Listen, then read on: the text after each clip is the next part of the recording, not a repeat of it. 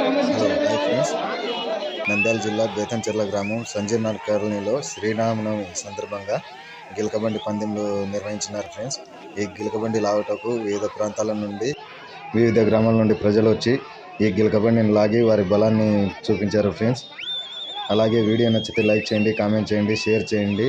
ఇంకా ఇలాంటి వీడియోలు చూడాలనుకుంటే నా ఛానల్ను సబ్స్క్రైబ్ చేసుకోండి ఫ్రెండ్స్.